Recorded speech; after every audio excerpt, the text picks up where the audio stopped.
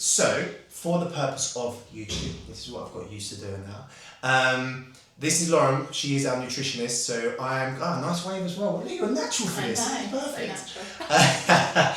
But we are doing a like an educational conversation today. So I'm going to be asking questions as a patient, but also as a physio as well, because I want to hear how nutrition can impact on physio services, but also how it can just impact for someone who has no interest in physio and is solely interested in the nutritional side of it. So I'm going to try and lead with the questions, and then as we go through, I had a set, when I was with Gemma, I had a set of questions. Oh, okay. And I literally asked the first question, and I didn't bother using it because the things she was saying was like, it led on to other things. So I'm just going to go with that rather than have a serious thing. But I am going to start with my first question of, what is nutrition?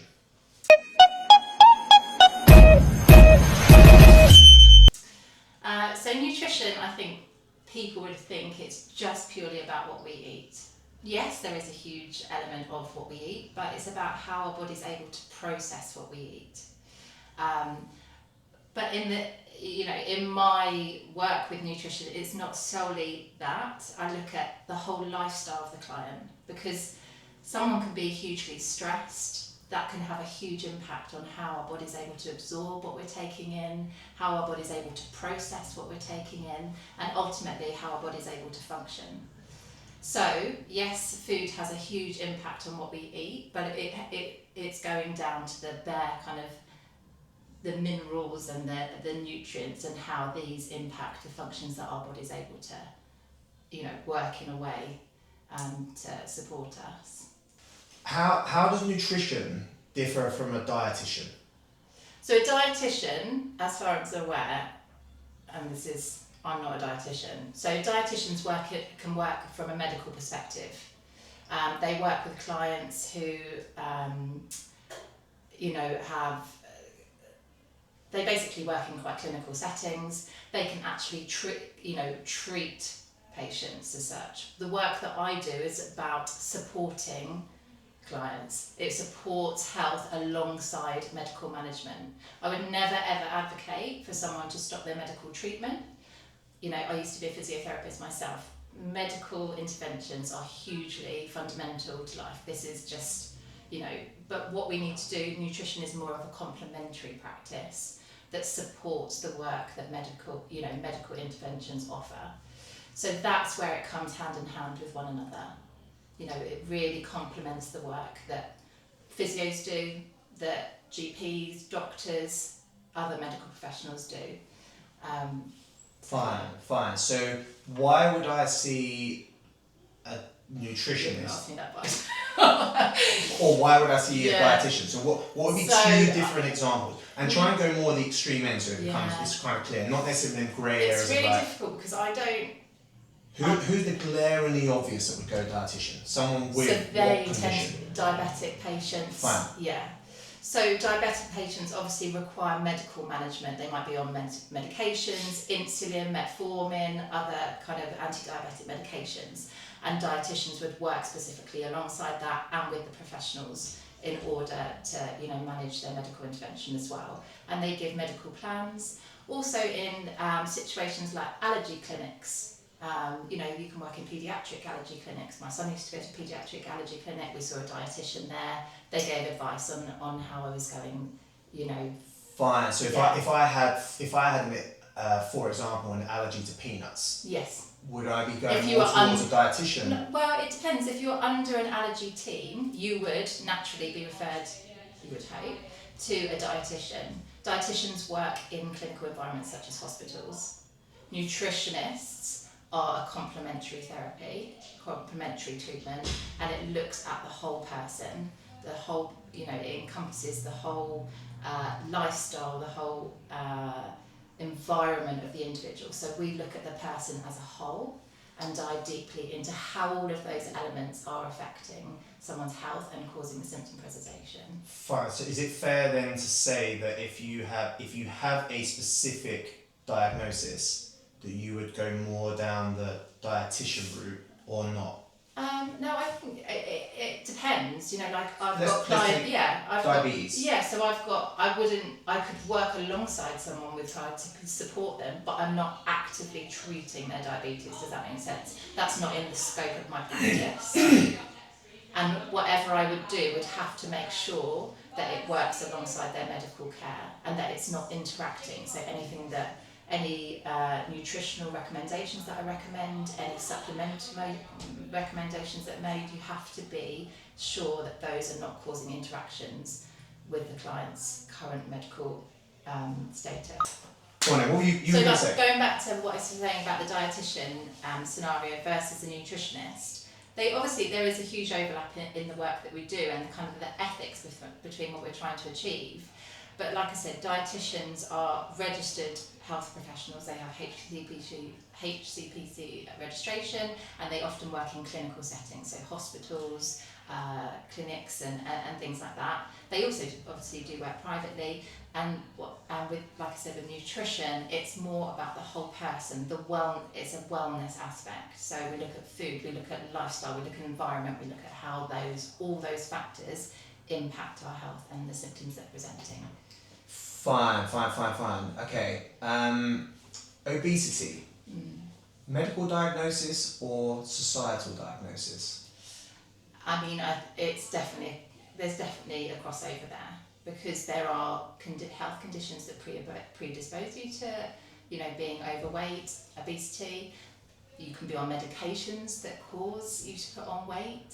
Right. But there is also a huge societal, a huge educational, impact surrounding, obesity. Fine. And So I think that's where work needs to be done, and work needs to be done earlier on. I'm quite passionate about educating children. My children specifically are probably really bored of, are really bored of me talking about it, but it's so important, because where do we learn our behaviours from anything in life? From our parents, or whoever our caregiver is, from a young age.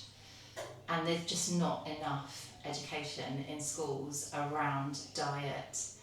I think for the kids, but also the parents as well.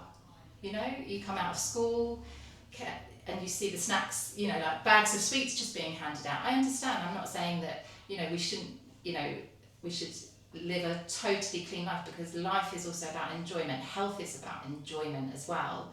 And I also feel if you put restrictions on children, that can lead to certain behaviours that can develop later on. But a lot more work needs to be done around educating children and caregivers on nutrition and the impact that it has in schools. okay. When I think of nutrition, I immediately think of impact on weight. Yeah. Is that a right or wrong way of looking at it, or is it much wider? Nutrition obviously goes hand in hand with weight. Someone could, overeat, someone can undereat, but we're individual. We don't know. Everyone has their own individual metabolism. So, two people could eat exactly the same diet and then have two different totally body composition. Their body composition could be totally different. So that's where it comes back to. We all have our unique individual kind of blueprint, so to speak, and that's our genetics.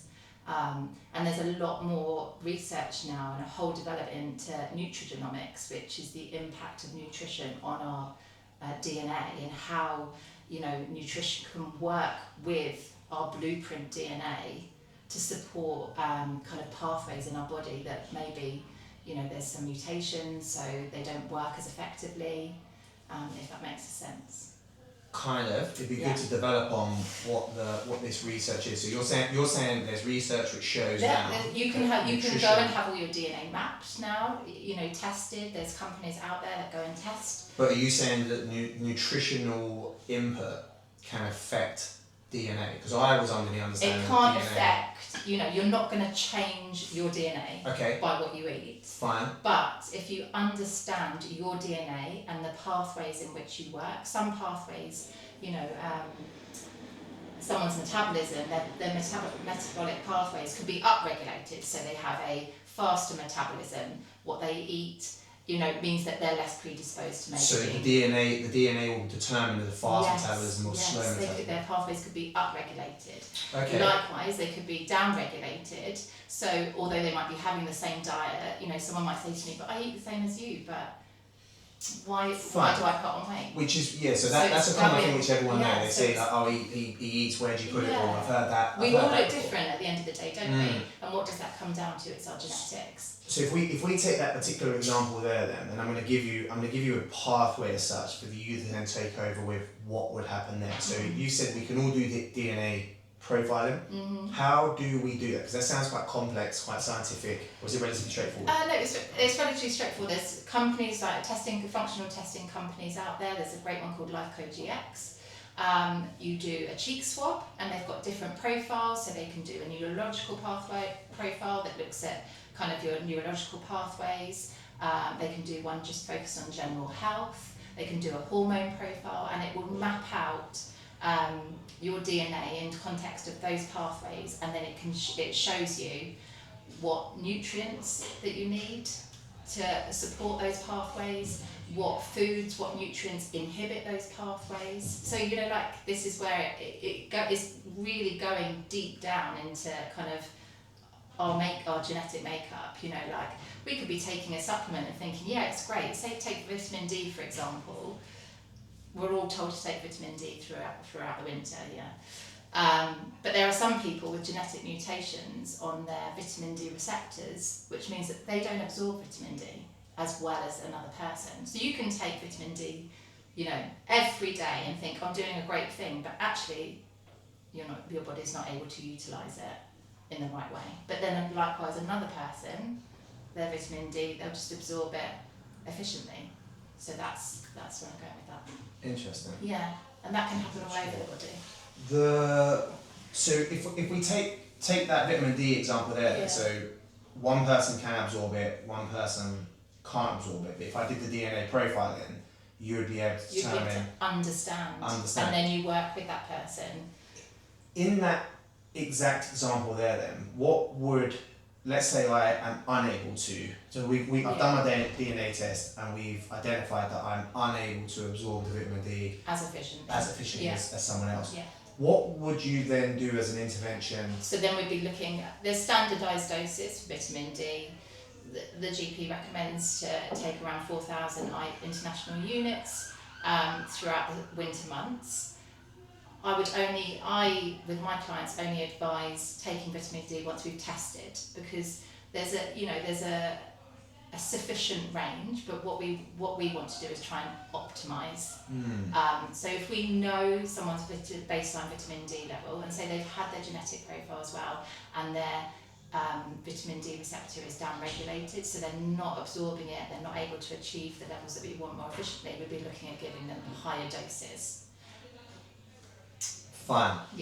And we're not going to change their genetics, but then what you can do is I test their DNA at the baseline, we treat them, and say 3 months later we test again and see the effect of it going down. Okay, so this kind of is following into a little bit more of another question, because I think you've answered the one there with, if I do my DNA profile, we get an idea of where we're good and where we're not so good, and then we intervene that way. That DNA profile, actually, before I come on to my next question, how much is it? Do we have to ask the question when we take the cheek swab, we send it off? Are we asking specific questions, or are we just sending it and they're giving us a list? They're giving a mapping, right. Yeah. And how many things are roughly included in this mapping? I mean, it's different. Like I said, there's different profiles that you can request. So you can go for all of them, or you can go for ones that look more about metabolism. You can go for ones that look more about hormone pathways, neurological pathways, methylation pathways, all this kind of thing.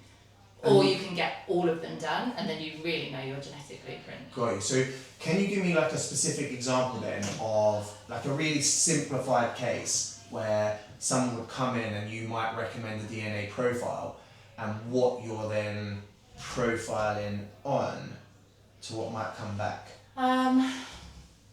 Yeah, I mean, individually it's different, and because these are additional tests, not everyone...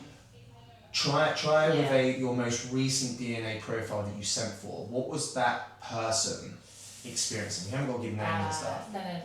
Let me think. So I have a client who, for health reasons, is at home a lot. Was just very interested. It was something that was recommended through his work, actually. I think the company had done their corporate event with it, and then he came to me with his profile and said this. So look, you can look at I looked at... He came to you with the DNA yeah, profile? He'd already had it done and said, I don't know what this is, no one's told me, can you interpret it? Fine. You look at it, and then you look at areas where the client clearly needs more support. So his was vitamin D as well, but also you have to bear in mind, that just stands out to me on his report because it covers lots of things. Low absorption of vitamin D, but he's indoors. He works from home. So the sunlight. Yeah, so it's about trying to optimise those things. Optimising vitamin D intake through diet, which is quite which vitamin D isn't rich hugely in food sources, but everything counts, and then optimising his vitamin D. So then we tested his vitamin D at the baseline, what it was, and then I worked out what dose he would need to bring him up, and then we retested. And it took a bit of trial and error, but we got there. Okay.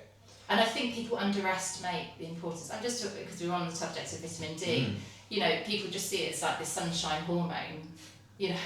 Everywhere we get vitamin D from the sun. It is in its best form from the sun, but what it does in our body, it is involved in so many biochemical functions in our body, from gut health, from brain health, from skin, bones, everything. So it's definitely not something to be underestimated. Okay. Who's your typical patient that you tend to see? Do they come with a problem, or are they looking to prevent a problem? Generally, it's someone that's has a problem, or not a problem per se. You can cut that bit out. No. Yeah. They've had maybe chronic symptoms, chronic ongoing symptoms. Let's talk about like gut health, for example. Chronic bloating since maybe even like teenage years. They've been through all the GP testing. They might have even been to the gastro clinic, and they've been given a diagnosis of IBS or something like that. And they may have seen a dietitian, because dietitians, are attached to gastroenterology clinics, and they would see clients with inflammatory bowel disease and irritable bowel syndrome as well. So we've already said about dietitians and the medical side of it. Yeah. How you may not know the answer to this, but I'm going to ask it. How would they treat I don't IBS? know. Yeah. Okay, fine. Is it usually medication, or do they try and intervene through? So I don't know whether they prescribe medications. I don't No, I don't really know. I don't know how the specifics of a dietitian works. Fair. I don't know that they can prescribe. Yeah. But they'll be looking at certain. If we take, for example, an IBS client, there's certain diets. The FODMAP diet is one that's generally recommended for individuals, and they might introduce them to that and tell them to go on that, which is great. And often it can really work. What I find with clients is FODMAP diet is very complex. It's about eliminating quite a lot of foods, and clients need a lot of support with that. It's a process. And with nutrition, like I said, we focus on lifestyle. It's like about changing a life change, and that's not going to happen overnight. And often, these individuals, they need support to get there. They've got lots of questions. They don't quite understand. They're getting new symptoms and things like this. And this is where, I feel that nutrition really benefits, because we can have that close relationship and look at the wider picture as well. I've totally gone what your original question was and why we got talking about gut health, but I can't remember. I have a question based upon some of the things you said there. You mentioned you refer to lifestyle a lot. Yeah. And my understanding of lifestyle is it doesn't include just what I eat. It's my sleep, my exercise, it's just everything. But how does that, when I think of nutrition, I just think of food. No, but these are how things that I would look nutritionist- at as well. Okay. So I actively ask people in their consultations, what are their activity levels? Are they doing any exercise? You know, are they socially active with people? I think, you know, again, people underestimate the importance of socializing with people, being amongst other people. It's that kind of oxytocin hormone that, you know, we get told about when we have children, but actually when we're around people, you know, these hormones are released as well, and the benefits that they have to our health are huge. You know, social isolation in research is shown to have, you know, poorer health outcomes. You know, so we can't underestimate the impact of social. So I ask about these things. Do they have any hobbies? You know, what do they enjoy doing? Their sleep is a huge thing. If we think about when children are babies, when do they do their most growing? When do we repair? It's when we sleep. And a huge, you know, topic that I discuss in consultations is their sleep. What time are they going to sleep? What time are they waking up? What's their bedtime routine like? Are they sleeping through the night? Are you waking up? Do you wake up feeling refreshed? Because there's a lot of work that we can do to support sleep hygiene, because I think people underestimate the impact that sleep has on our nervous system and our nervous system has on our health overall. Interesting. Because I wouldn't have attributed nutrition to looking at them things. Yeah, so that's where I'm talking about is it looks about the whole individual, the environment. If someone is hugely stressed, again, if we go back to the gut, if we're stressed, our blood circulation, you know, that fight and flight experience, our blood circulation is immediately diverted to our peripheries so that we can run away from that tiger and get out of the situation.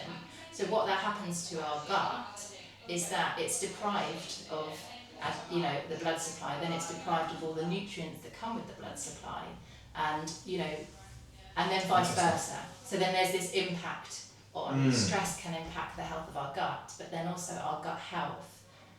There's more emerging research on how our gut health can impact our, you know, mental health state. So it's not as simple as coming to you and saying, right, this is what I eat in a moment, make everything better, and then I will. And I think you uncover things. You know, people come and they come for a symptom, but then you end up uncovering up other stuff. And they might go, okay, well, I came to you because I get some bloating, but then you're telling me that I need to focus on my sleep. And then that's where the education comes in, about educating the client why these things are so important in life. So this is going to lead into an easy answerable question, I believe, based on what you just said there. Should everyone have a nutritionist in their life? Yes or no? I do think at some point, yeah.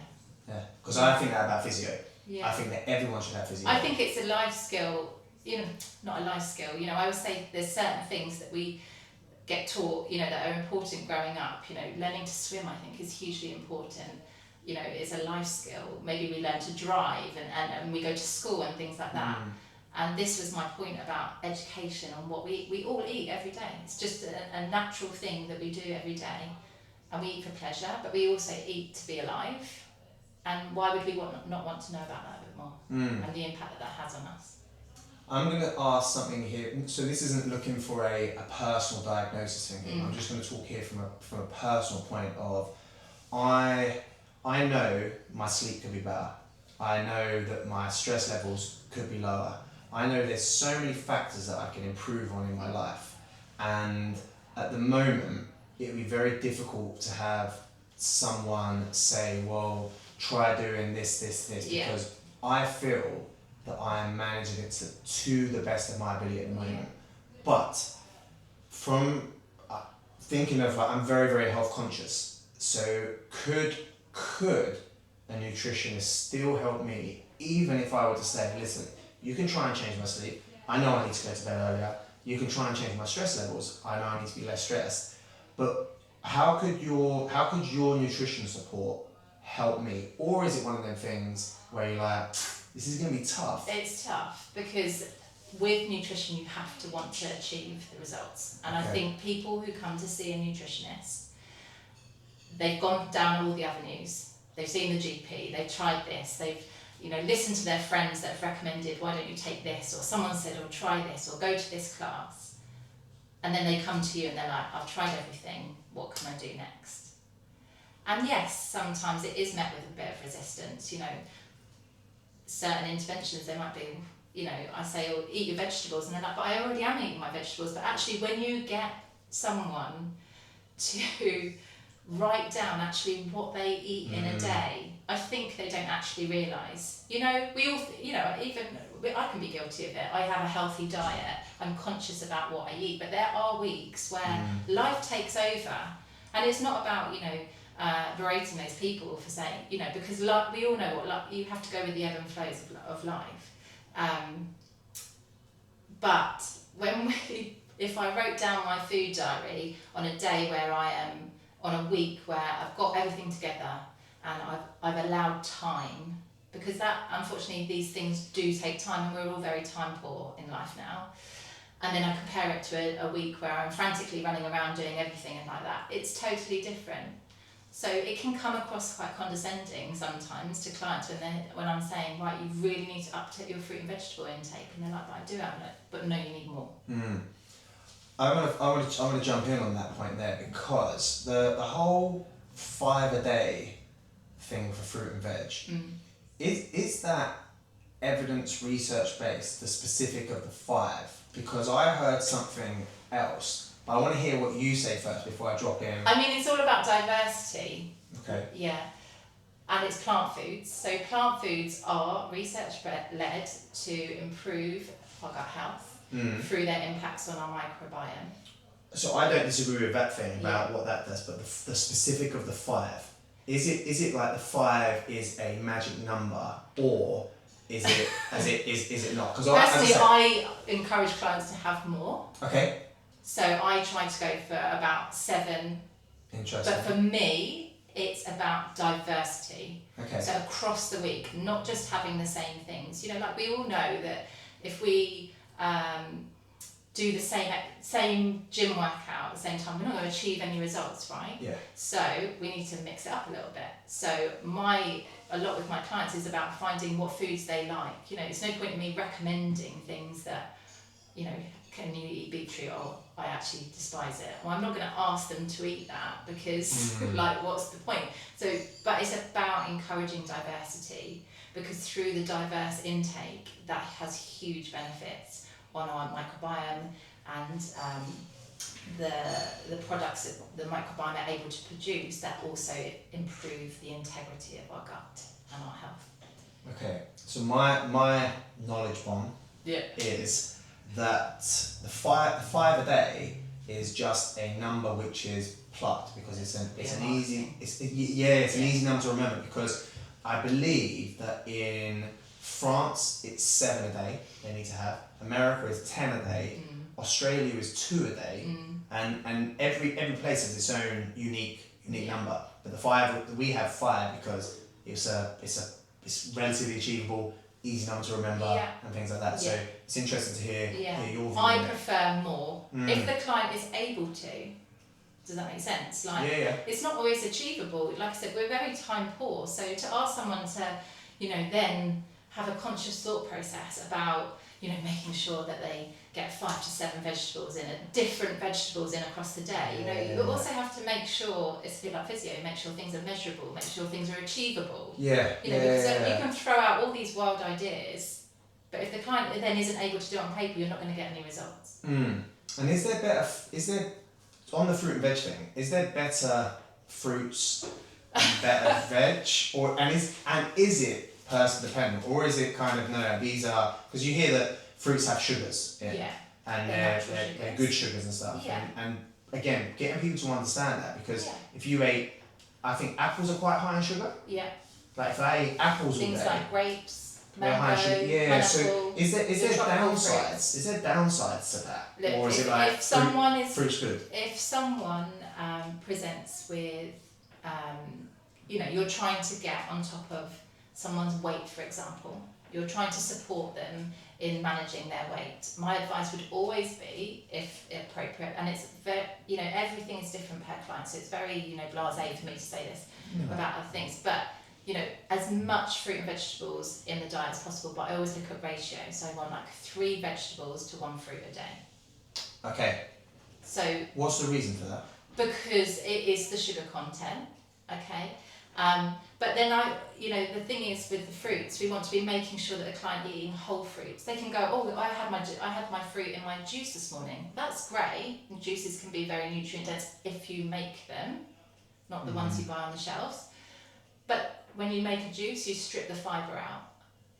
So you're removing the fibre, which slows the absorption of sugars from the fruits into the bloodstream, and that is what can cause fluctuations in our blood sugar levels. And fluctuations in our blood sugar levels can present with symptoms such as reduced energy levels up and down throughout the day, that kind of, I need a coffee to get me through the afternoon, because we're not eating in a way that sustains us.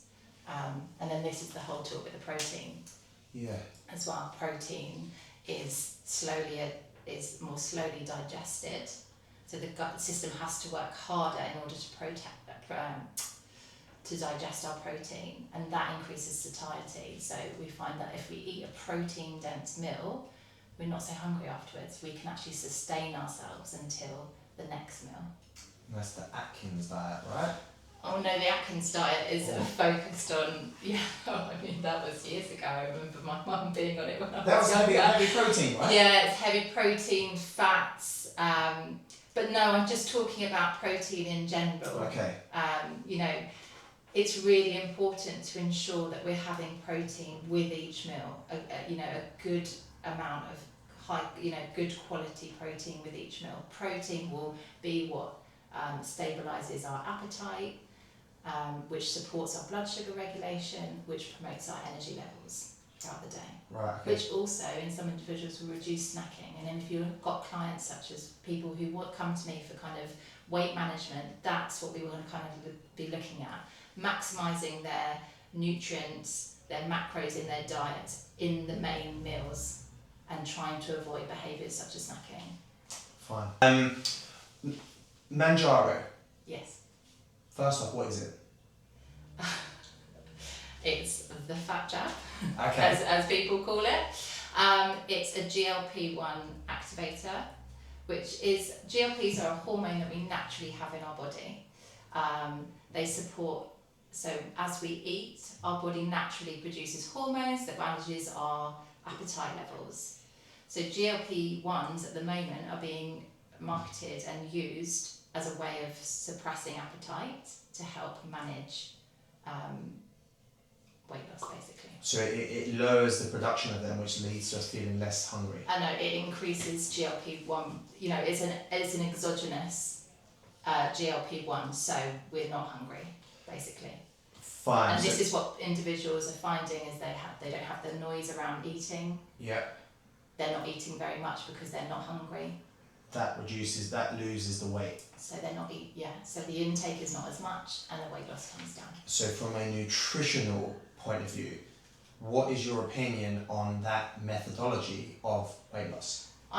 It's very hard because they are hugely beneficial. They can be hugely beneficial in the right context.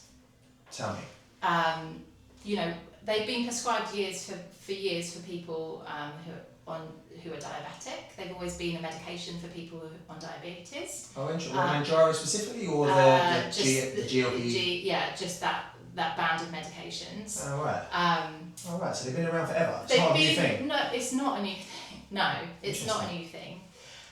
The issue that I have with, and there's, they produce amazing results. They're life-changing for people. If someone has been struggling with weight their whole life, they're life-changing, and you can't underestimate the feeling emotionally that has for someone. Mm-hmm. Because maybe with that excess weight that they had, there was an impact on their mental health. You don't know. Okay. So if they lose the weight, often you find that the mental health, improves. What the issue that I have at the moment, well, not an issue, but the discussion around GLP-1s in the nutrition field is that the education advice is not there. Mm. So they can be prescribed by the GP, and you would hope that there would be some educational advice that's given alongside, and what we're finding there isn't. Mm. And then now, because they're available on private prescriptions, so you can go to your pharmacy, you can buy it online, anyone is buying them, and they're just taking them, and they're not changing their diet. one, their intake is hugely reduced, but what I'm finding is that their intake is reduced, but they haven't changed the things that they were eating in the first place. I.e. So their diet hasn't changed. They might have had a diet that could have done with lots of work in the first place. Ah, I see. So now they're losing the weight, their appetite's suppressed, but and they're still eating the same things. I see. So, and what the concern is then they're not getting the nutrients into their body because their intake is low. So their body is almost becoming... How interesting, Yeah. because it sounds weird to say this, but they actually may have been healthier when they were eating more, because there was a likelihood they would have actually eaten the chicken, the rice, the vegetables, but now they don't feel like they're able to eat that, because so they may only eat the nicer stuff and therefore miss out on the or just the nutritional. smaller amounts. Smaller amounts, so they're not achieving the nutrient status that they need for optimal health, basically. So what this is the conversation that loss of muscle mass with people who are on GLP-1s, because they definitely can't eat. They're finding it more difficult to eat, denser foods such as protein. Interesting. Yeah, it's a good point, because if they're obviously not consuming the same level that they were before, they're not going to be able to feed the body for what it needed, and therefore muscle mass will naturally. Exactly. How would you? I think it's an obvious answer here, but how would you combat that in that scenario? You have to work on the individual, because this is a blanket thing. Someone might not be eating enough. So I know of a patient who has been taking Manjaro for the last 4 months, and ideally she could have done with a lot of work on her diet prior to taking it, but that didn't happen, and her health declined, and she saw it as a last kind of like, I've got to improve my health, so I'm going to go on it. GP wouldn't give it, because the GP has quite tight criteria on which to prescribe it, so went to the local pharmacy and paid the money. She's got the money to pay for it each month. And my point to the client was that, okay, this is great, we can, it's definitely going to help you with weight loss, which will, eventually help you with your physical health conditions, the osteoarthritis of the knee, the back, breathlessness on exertion, things like this. But we have to make sure that now what you're eating, when you are able to eat, is enough for you. Are we getting enough nutrients in those meals? And she's not hungry, this is the problem. So we have to look at things, I find things like smoothies are really helpful, because you can pack a smoothie full of so many things. You can put your fruits, your vegetables, your protein in it, you can put nuts, seeds, everything, and it can be like a meal in a shake, and you can get so much out of it. So like that, soups and stew, often find things that are like softer, more palatable, those kind of foods that are easier managed. But there needs to be education around it. Well, interestingly, from an educational point of view, do you know what the third most common area of osteoarthritis is in the obese population? So knees and hips are the first two. Yeah. Do you know what the third is? No. The thumb. The thumb area, yeah. And what they're actually concluding, the age-old thinking is that the weight impact on the joints is the common thing, but if that were the case, the third most common would be the ankle. Yeah. If you've got hip, knee and ankle as where they take the most weight, but the thumb. And what they're saying is actually those who are obese, if you look at the diet makeup of what they have, it tends to be heavy sugar. And actually the sugar is pro-inflammatory, and that creates the joint destruction. Because if you look at the elite sports people of rugby, where they're 21, 25 stone in cases, they don't have osteoarthritis. So it's not a weight impact, which is the issue. It's actually more of a diet side of things. So and that's where I wish the advice was given before. But if someone's willing to go to the pharmacy and pay a few £100 each month because they can, to get a jab to help them lose weight, which is going to benefit their health in some ways. Of course, there's a huge place in the world for them when they're used correctly.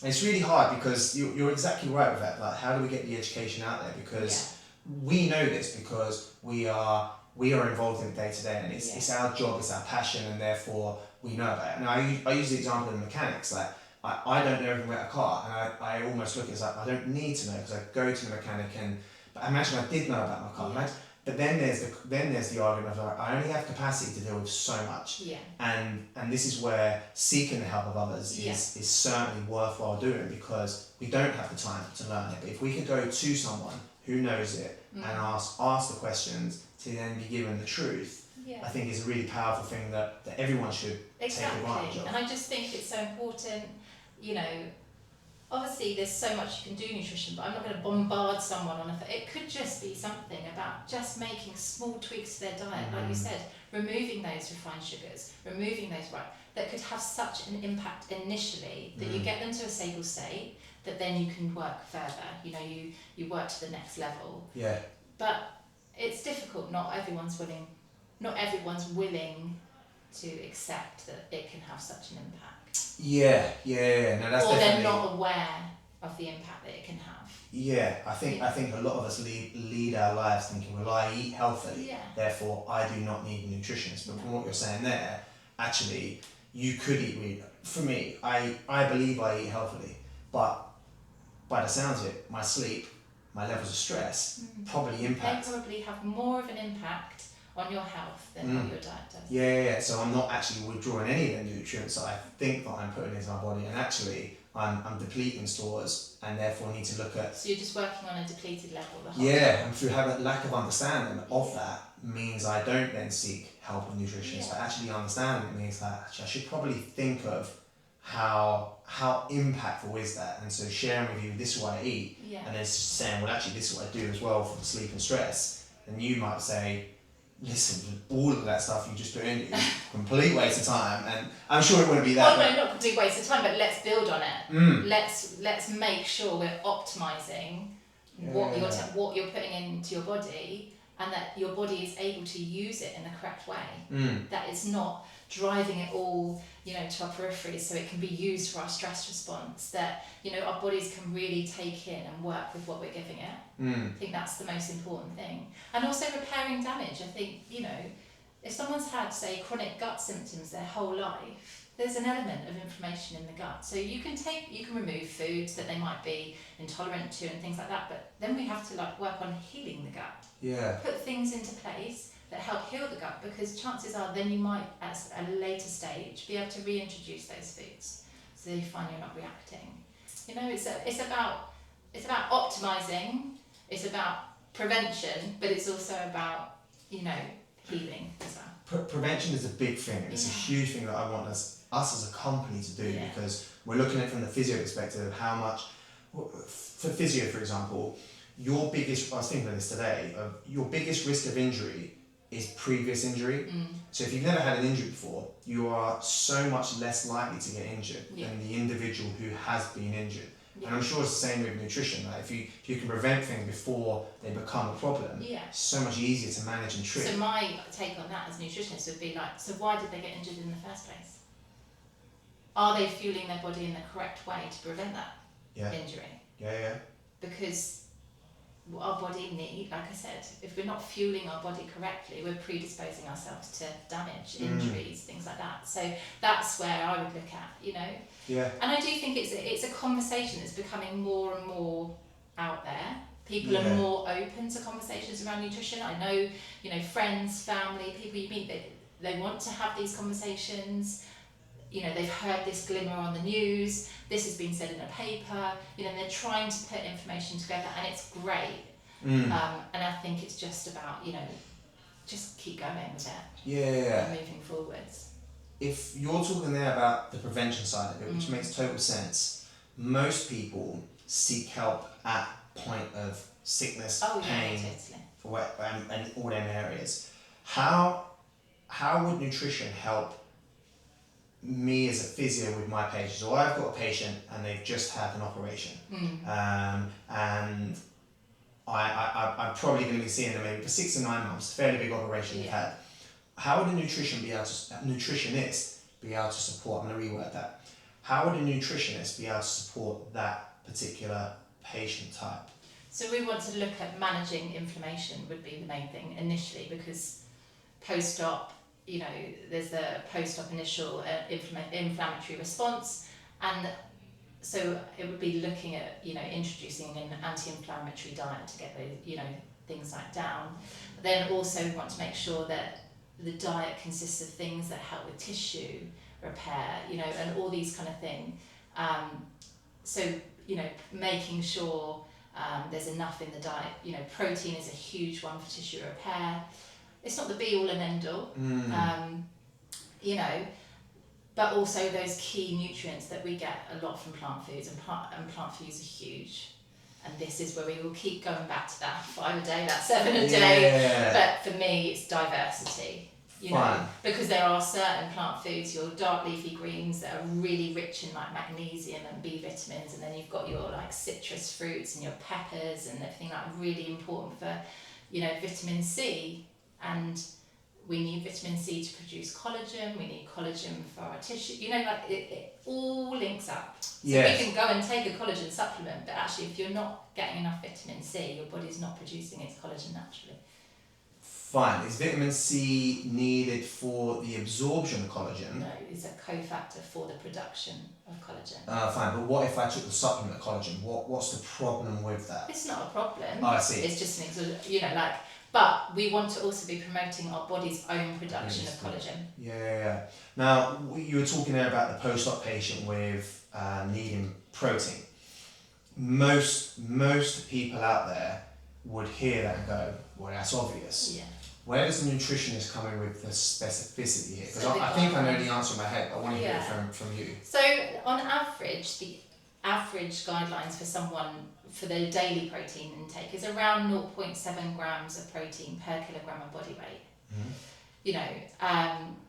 When there is injury, when someone trains more, their protein requirements go up. So that could be increased to like 1.2, 1.6 in someone that's training really hard.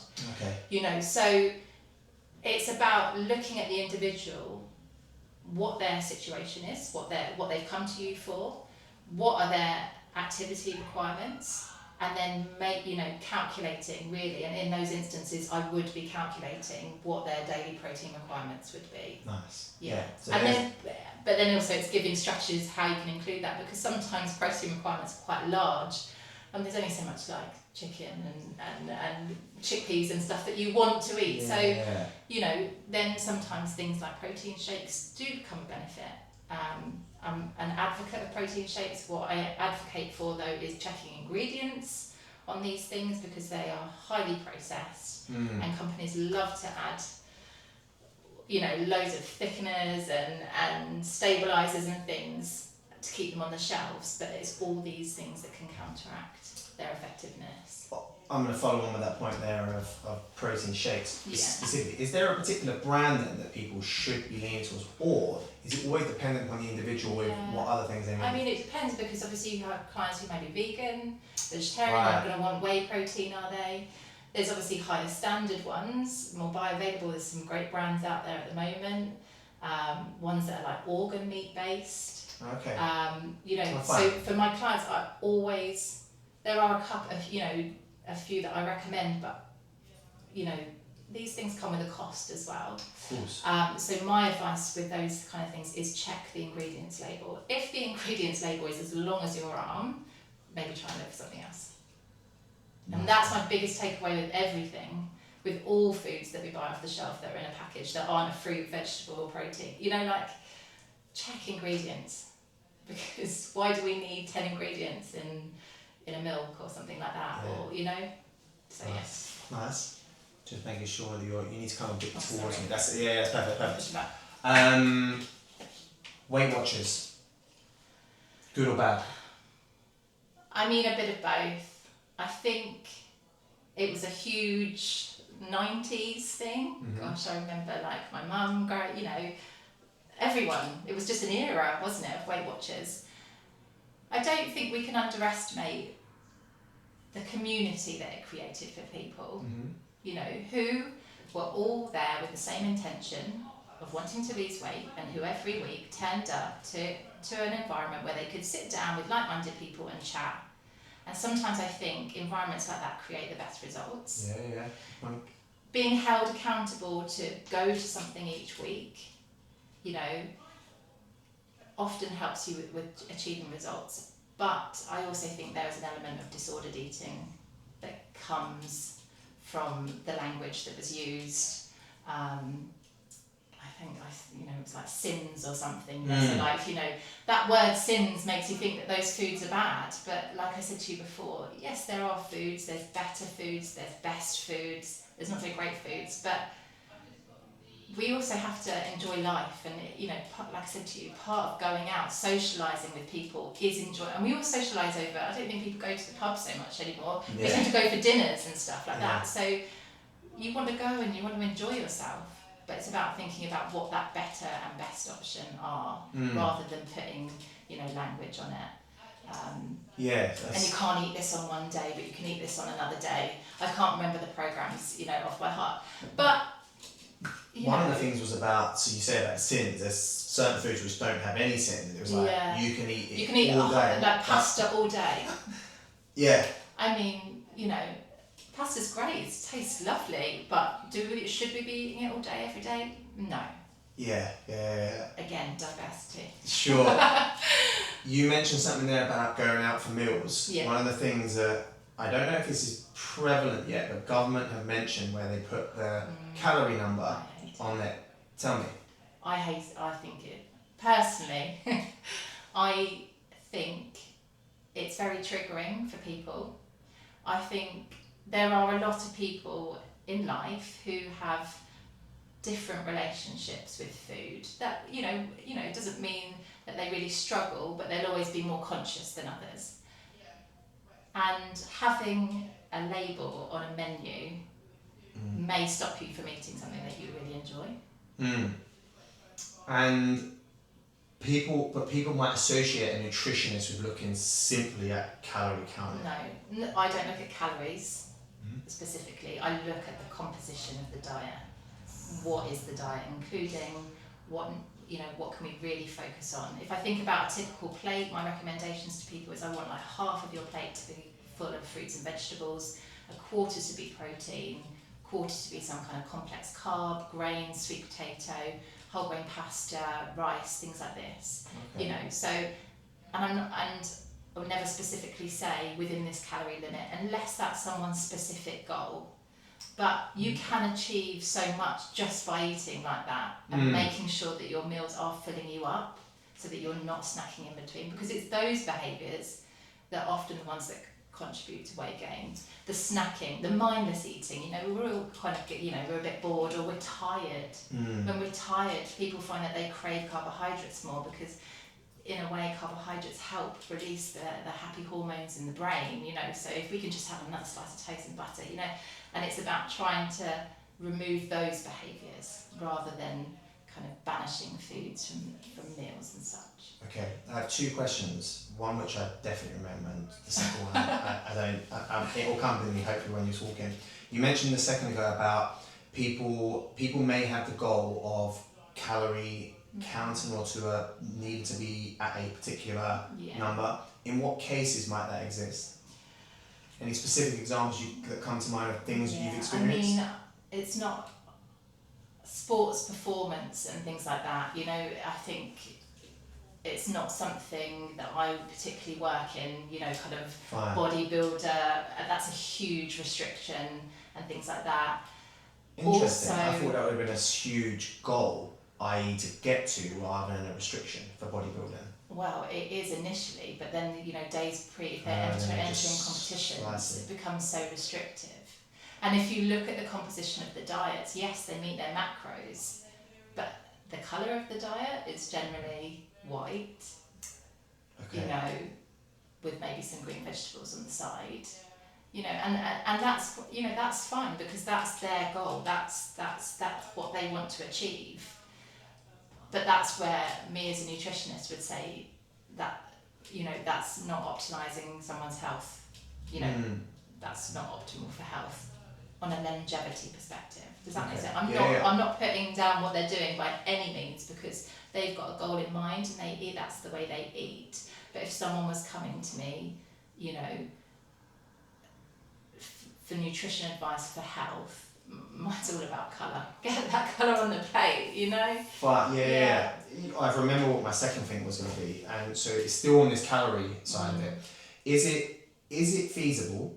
And it may be rare, but it's the question of feasibility here. Is it feasible that you could be setting a diet for someone where their their calorie intake way exceeds what their normal self needs? And I say normal self because there are examples that Michael Phelps is a famous swimmer. Yeah. He used to consume 12,000 calories a day. Yeah. But would they, in that situation, do you think that they're looking at his 12,000 calories, or are they just looking at what he consumes? They're looking at his needs for the day based on his, Right. you know, I would imagine he is in that pool for 2 hours minimum a day, plus training on top, you know, like his energy output and what he needs to sustain that energy would be way above. Okay. And he would have like a whole field of, you know, physiologists and sports performance nutritionists behind him, you know, or dietitians specifically, because that's kind of, you know, like a fixed program. Right.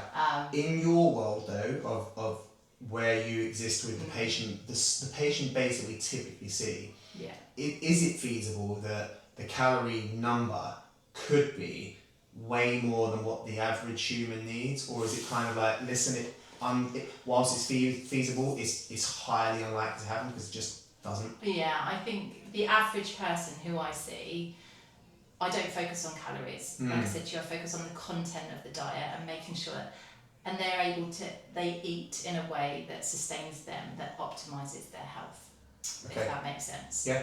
So I'm not asking them to like put hundreds and hundreds of calories in their diet. Yes, if they've got if they come to you for like low energy, they're rehabbing for an injury or something like that, and you see that on their food diary that their diet is really, you know, low, basically, they're under-fueling yourself. Yes, then my, you know, focus would be on increasing their intake, but I don't specifically give numbers. Right, okay. Yeah. And in some individuals, you also have to be wary with numbers, you know? Sure. Some people will focus on that number and then it becomes a whole concept, and then, you know, this is something that I'm quite passionate about, is that relationship with food, because it's very easy for that to become tarred and very disordered. Completely. It's similar in physio with the classic example of runners. Trying to manage runners compared to a person who goes to the gym is a very, very different way, because there seems to be this addiction in the running community about mileage and pace and things like that. And trying to control that is difficult. But it's behaviour habits, and I'm sure it exists the same way in food, that people have behaviour habits. Yeah, and that's what I meant in terms of the bodybuilders and things like this. They've got their behaviour habits. They eat in a specific way that's serving the goal that they want to achieve, and that's great if it works for them. And you have to just kind of work out that with individual. Women, I think, are most prone. I mean, that's not a blanket statement by any chance, but I speak to lots of women and they're like, oh, I don't eat this, or I don't eat that. And when you say to them, why don't you eat it, it's all to do with weight. You know, I've got a client at the moment that I wanted to increase her oily fish intake, because oily fish is high in omega-3 fatty acids, hugely anti-inflammatory. So you really want to get that in the diet 2-3 times a week. And she said, oh, I eat oily fish. I said, well, how much do you have? She went, oh, like half a tin of sardines. And I'm like, oh no, I need you to eat the whole tin of sardines. And she was like, really? But that's like so many calories. I went, no, but it's not about calories. Interesting. It's about the benefits that you know, product bring to you. And if you eat that as a good protein source, that's sustaining you into your next meal. Interesting. Are foods addictive, or is it the behaviour addiction? Because the reason I ask this is, with medicines, of all medicines that exist, there is only 3% of active ingredient that is addictive. 97% of the stuff is non-addictive. It's the behaviour that actually makes people addicted to medicines. So when we have drug addiction, Yeah. it is more a behaviour addiction Yeah. than an actual substance which creates an addiction. Yeah, I mean, I think it's arguable, isn't it? There's this whole thing about sugar addiction. I do agree that there is, you know, people can become addicted to sugar. You know, you start and then it perpetuates, doesn't it? That doesn't quite give me the same feeling, so let me just up it a little bit. And then you try and tell someone to come off of the sugar. So that's it, but is sugar addictive, or are they addicted to the It's behaviour, like feeling? Yeah. I mean, it's the chicken and the egg. You can talk about the alcohol, you know, alcohol as well. Does alcohol really have any benefit on our life? No. It hugely detrimental to our health. You know, it causes irritation to our gut lining. You know, the effects it has on our liver, effects it has on our sleep. No, you know, and then you know this whole picture. But do we still have it because we enjoy it? At the odd glass of wine, yeah. You know, why do the shops still sell it? Why is it still, you know, why do we still use it? You know, it's a huge question. I think sometimes, you know, maybe it is the case that people are more predisposed to addictive behaviours. But yeah, I don't know enough on that to. Yeah, I remember. It's a minefield. Why do people who drink the same amount or have the same amount of sugar, why does one then go on to use more? I heard a thing when I was teaching about alcohol, and it was if alcohol was discovered today, it'll be an illegal substance. It's a group 1 carcinogen, alcohol. Like we actually put, you know, it's a substance that actually causes detrimental effect to our body. Research has like shown it over and over and over again. What else would be classed in that group? There's certain things. There's betel leaf, which is something that is chewed, particularly in Asian countries. They can chew it as like almost a tobacco. Yeah. And then nitrates in deli meat. Oh, okay. So things like bacon, ham. Oh, really? Yes. It harms your gut. Well, no, it's a carcinogen. Oh, right. So they've been shown. Research shows that carcinogens are cancer-causing agents. So bacon. Okay, right. I have bacon sometimes, so I shall be removing that. Again, it's all about context as well. You know, is someone who has bacon every day? You know, there are people that have bacon every day. It can be argued, and then they go on and they still have health.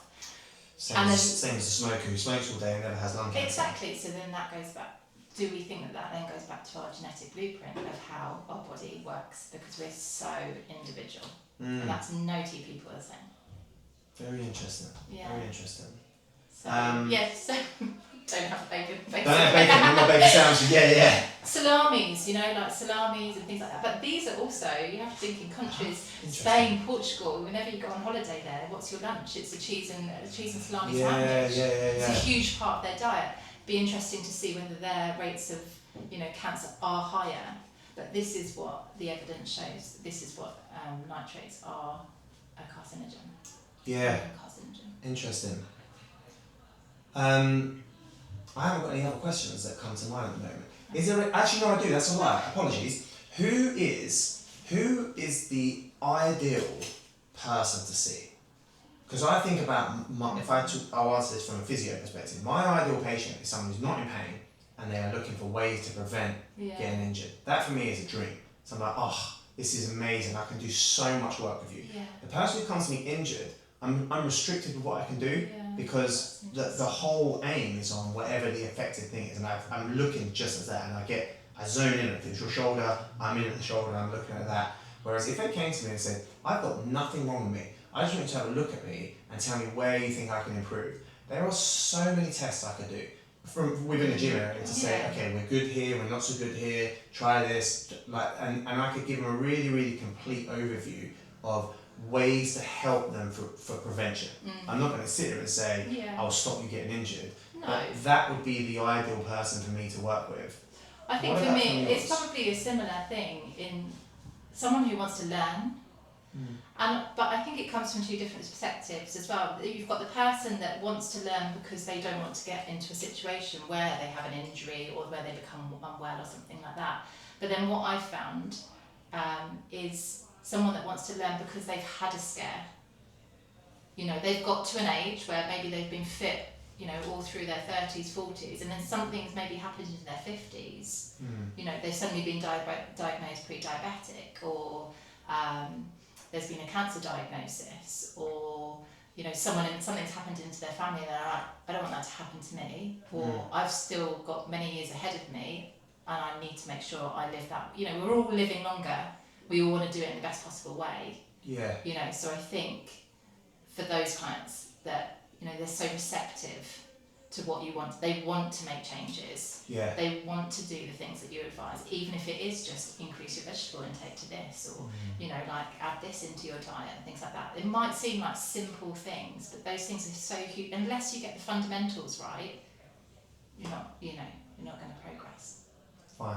Final question: If money were no object as such, what would every patient who come and see you have done to make it the best possible outcome for them? So forget about what their diagnosis is, or what their issue is, or non-issue, if they're coming for prevention, or if they're coming with a problem.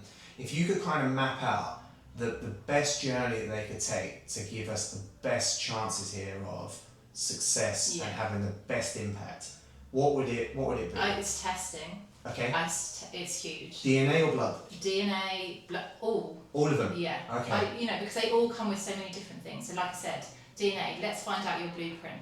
Let's find out what we're working with. You know, gut health, let's do a comprehensive stool test. Let's see what your microbiome's like. Because you can take probiotics, you can take prebiotics, but how do you know that those are the ones you're deficient in? Let's see what we're actually working with. And you know, testing is huge, and it's becoming more and more mainstream. You know, like you hear lots of, you know, on podcasts, so and so's had this test done, and you know, because you know, we can treat. You can, you know, as a physio, like you can treat someone there, but unless you really find out what's going on, you're not going to achieve the best possible outcome. Yeah. So I was going to lead on from what you just said there. What are the flaws to that testing everything? It's the cost. Cost. Yeah. Is there anything with testing where you can almost have over information? I mean, that's the thing, isn't it? Because everyone's individual and you don't know how people process this information. Sometimes I feel less is more. Sometimes clients want to know everything, but then in someone who maybe has some element of health anxiety, is that a great idea? You know, so again, it's really individual to the client. Sure. The cost is a huge one though, because, you know, we're talking these tests can be like £350 each, you know, upwards of that. Listen, we're going to take my client for an MRT, I know. come up like £800 I know. bill. You know, and we have no qualms about going, you know, out for dinner and spending that much money. Exactly. But it's priorities, isn't it? And Sure. some people do prioritise these things and want to come and they want to have all the tests and things like this. Others not so keen. So just try and work with kind of what we can. Try and get some tests from the GP if the GP's happy to test for them, because obviously that's their prerogative. It's interesting because if I was from a physio point of view here, I would love people to come in with an MRI. Yeah. But there is a huge caveat to that, is that sometimes that MRI can almost overtell me something where it's not actually clinically needed, which is why I don't tend to pick up other things. Yeah, or it picks up other things which are they're not actually a problem, an issue, or anything like that, and that's why I tend to not bother with the MRI as a first point of call. So I treat what I see, because I need clinical reasoning to give me a need for the MRI.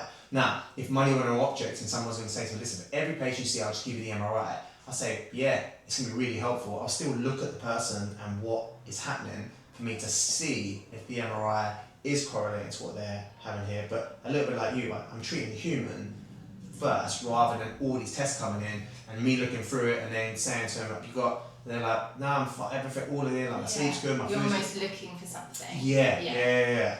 So it's interesting. Yeah, but there's, you know, you see there's lots of places in London now that offer these like whole scans and blood testing things, and they've got huge waiting lists. So then obviously people do want to do with it, but then it's what they do with those results afterwards. Completely. Have they got teams of people afterwards that are offering services, or is it just like, here you go, these are your results, and then people are left to Yeah, to, yeah. to set those Hugely. results. So that's my, again, it's like education. It's like, what are you going to do with that? So.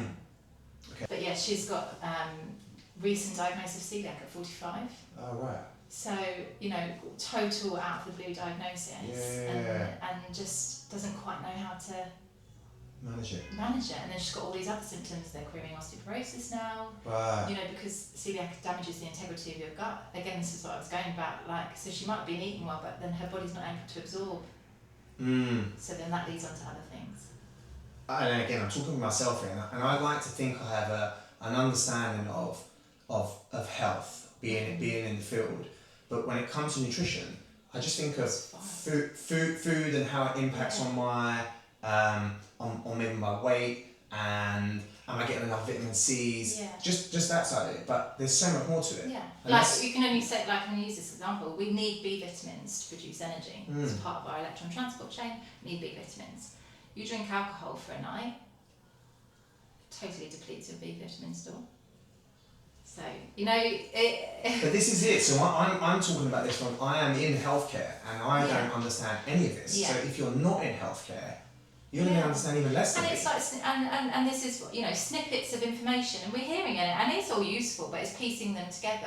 This whole thing about having coffee on an empty stomach, and this word cortisol, your stress hormone, and yes, if you have coffee on an empty stomach in the morning when your cortisol levels are naturally at their highest because that's what's woken you up. If you are predisposed to anxiety, it's likely that having that caffeine in that morning is going to worsen your anxiety. How interesting. Yeah. So it's all these bits of things, and it's a continual learning process. It's science. Science is constantly developing. So that's what nutrition is about. Nutrition science. See, I get up in the morning, I have coffee and go to the gym.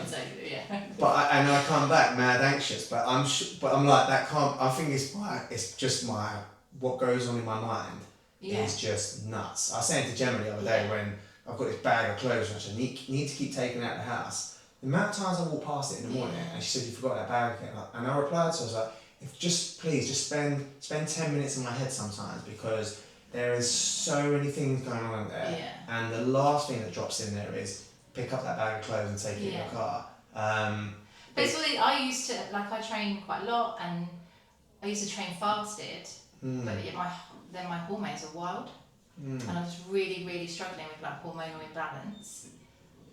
And now I have something to eat before I train. And that helps. But then this morning I went really early and trained fasted, but I really felt it. I wasn't as fit. It wasn't an easy session for me.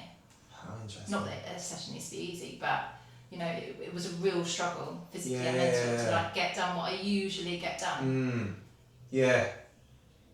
Interesting. So, but it's about changing perceptions, because some people have quite strong perceptions about things, and then what works for one person works for another. Of course. Fasting doesn't work for me, but it works for other people. Yeah. So.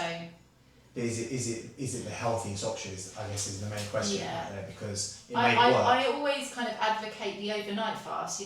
Don't have anything after your dinner until breakfast, but have your breakfast when you wake up, within an hour of waking up. Because your body, your digestive system needs time to clear itself. You've got this migrating motor complex which helps. It's almost like a hoover through your digestive system, and it needs time to work. When we're eating a meal and then snacking in between, it's not working because it's got no downtime to kind of do its action. So overnight, it works as its best. So if we don't have anything after dinner until breakfast, it's really good. That's about as fast, as strong fast as I'm happy to go for. Anything more and I'm just too hungry, and then I end up eating more throughout the day. Do you know what I mean? And then it's counterproductive. So but other people don't have that response. So it's about working with the individual. Excellent. Well, listen, thank you very much. I hugely appreciate it.